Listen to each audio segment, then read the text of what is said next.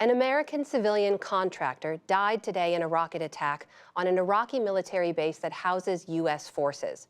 U.S. Central Command also confirmed multiple U.S. service members and Iraqi personnel were injured. The Iraqi military said several rockets hit an arms depot at the so-called K-1 base northwest of Kirkuk. There was no immediate word about who carried out the attack.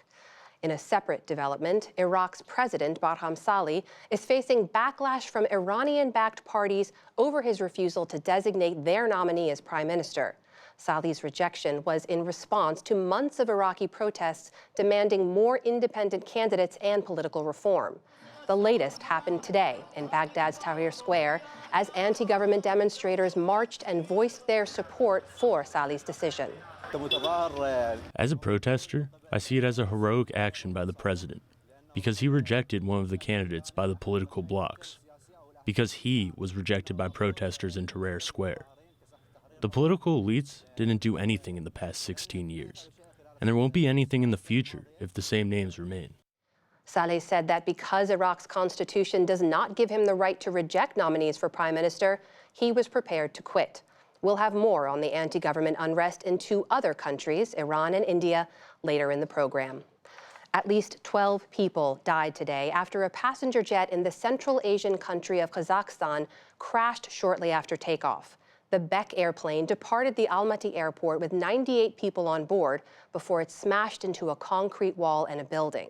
Rescue workers at the scene tended to dozens of injured passengers and combed through the wreckage looking for more survivors.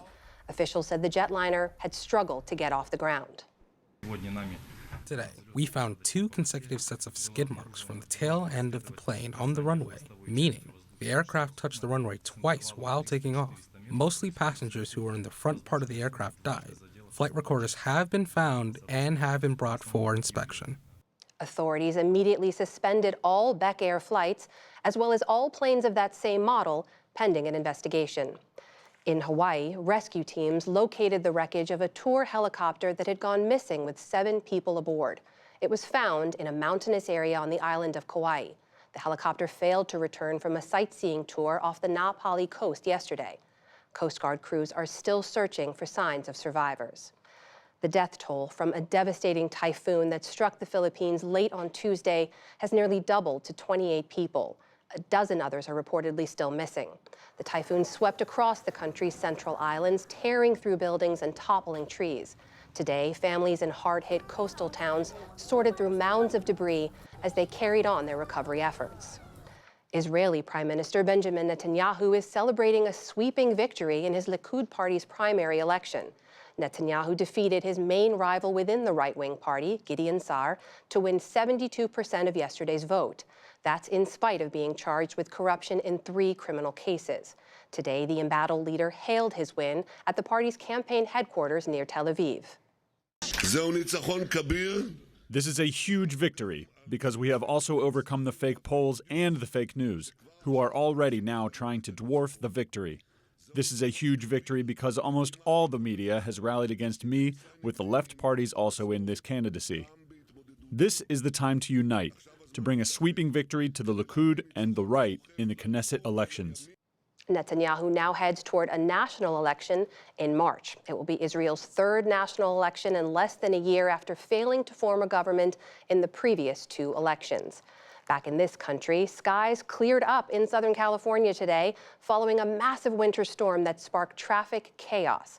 Heavy snow and icy conditions forced major highways north of Los Angeles to close, leaving drivers stranded, including some for hours as they headed home after the holiday. Torrential rains also prompted more road closures. The storm system, now over Arizona, is continuing to move eastward. And stocks were mixed on Wall Street today. The Dow Jones Industrial Average gained nearly 24 points to close at a record close of 28,645. The Nasdaq fell more than 15 points, and the S&P 500 added a fraction of a point to record its 5th straight week of gains. Still to come on the NewsHour, Iran cracks down on protests as it deepens military ties with China and Russia.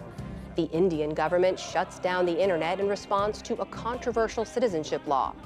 How 2 life skills programs are helping kids in the Dallas juvenile justice system, and much more.